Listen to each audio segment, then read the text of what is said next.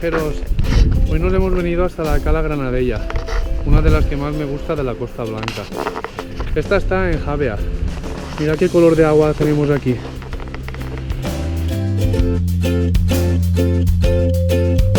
Lo más complicado aquí en la Granadella es aparcar, por eso os aconsejo que vengáis pronto. Después, para tema de comer, tenéis varios restaurantes donde elegir, así que si no queréis traeros la comida no pasa nada.